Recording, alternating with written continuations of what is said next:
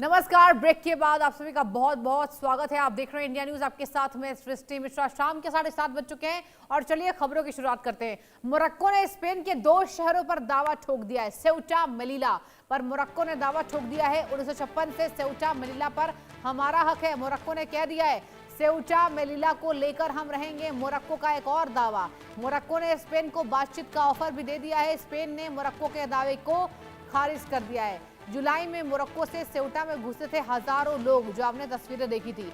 Morocco ने, अफ्रीकी देश मोरक्को ने दूसरे की जमीन कब्जाने में चीन का भी पीछे छोड़ दिया है। ये हम यूं ही नहीं कह रहे। स्पेन के जिन शहरों में मोरक्को के हजारों मुसलमान समंदर और जमीन के रास्ते जबरदस्ती घुसे थे, उस पर मोरक्को ने दावा ठोक दिया है।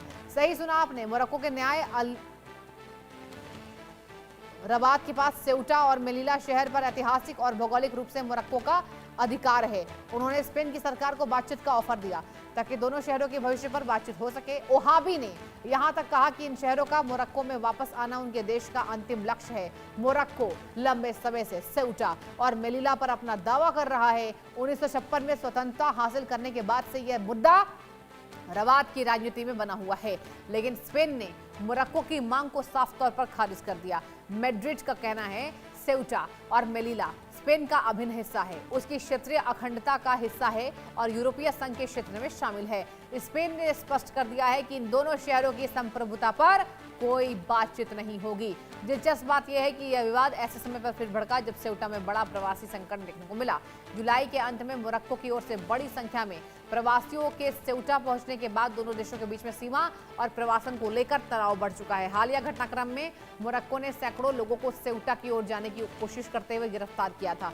अब सवाल यह है कि क्या सेउटा और मेलिला का पुराना विवाद स्पेन और मोरक्को के रिश्तों में फिर से बड़ी दरार पैदा कर देगा। फिलहाल मैड्रिड ने रबात को साफ संदेश दे दिया है कि स्पेन की संप्रभुता पर कोई सवाल नहीं किया जाएगा। यानी कि कुल मिलाकर स्पेन देखता रहा, मोरक्को ने फिर से क्या कर दिया खेल। अब देखिए, ये पूरी की पूरी दर्शकों लड़ाई अस्मिता की है। ये अस्मिता की ही लड़ाई है। जब हमने देखा कि हजारों लोग समुद्र के रास्ते से, आपने देखा किस तरीके से कूच करते नजर आए। अब मोरक्को की कब्जा नीति से दुनिया हैरान है। ये जो कब्जा नीति है मोरक्को की, इसने चाइना को भी पीछे छोड़ दिया है और यही वजह है कि अब स्पेन ने साफ कर दिया है कि कोई खिलवाड़ नहीं होगी, ना कोई बातचीत होगी। मोरक्को की नीति का कब्जा, दुनिया उससे हैरान है। अतुल रंजन देखिए इस बड़ी ब्रेकिंग न्यूज पर मेरे साथ जुड़ चुके हैं। अतुल देखिए, ये बताइए, वाकई देखिए चीन को भी पीछे छोड़ रहा है मोरक्को। अब यह साफ कह दिया है कि हमारी संप्रभुता से कोई खिलवाड़ नहीं होगा।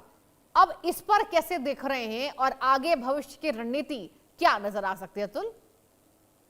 देखिए, आप पहले से ही देखिए लगातार स्पेन और मोरक्को के बीच ये जो बयानबाजी का दौर चलता रहा है, दावों और प्रति दावों का जो दौर चलता रहा है, उसमें जो मोरक्को के जो दावे हैं उसको बहुत ज्यादा दुनिया ने जो है तवज्जो कभी दी नहीं है। आप देखिए कि जो यूएन भी है, जो तमाम ऐसे लिस्ट जो रखता है जिसमें जो ऐसे कंटेस्टेड ऐसे रीजन है, उस लिस्ट में ये दोनों शहर भी नहीं है। तो कहीं का जो मोरक्को के जो दावे हैं वो कहीं ना कहीं से जो एक क्रेडिबिलिटी क्राइसिस जो है उससे हमेशा से जूझती रही है। अभी भी हमने देखा कि जिस तरह से इंटीरियर मिनिस्टर ने वहाँ के, माफी जस्टिस मिनिस्टर ने जिस तरह से वहाँ पे बयान दिया और कहा कि एक डायलॉग कमीशन बनाना चाहिए दोनों देशों को, ताकि ये जो दोनों इलाके हैं उसको लेकर जो है इसको भविष्य को लेकर जो है चर्चा हो सके।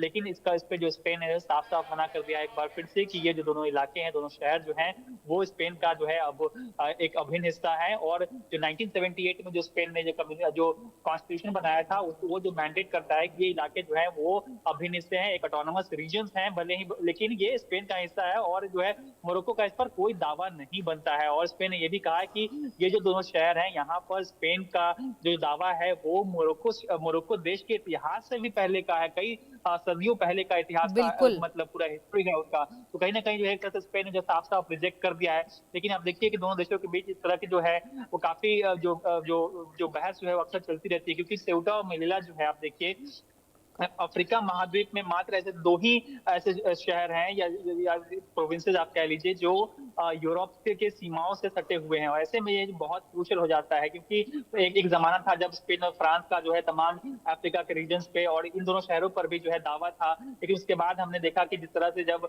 अफ्रीका महाद्वीप से जब दोनों देशों ने अपना कब्जा, जो उपनिवेश था, वो खत्म कर लिया, उसके बाद जो है लेकिन यहाँ पर जो सेउटा और मेलिला है वहां पर स्पेन का कब्जा जो है बरकरार रहा। लेकिन मोरक्को जो है इसे, इन दोनों जो शहर हैं उनको जो है स्पेन का उपनिवेश बताता है, वहीं स्पेन जो है उसे अपना शहर बताता है। अब देखना ये होगा कि आगे आगे से क्या स्थिति बनती है।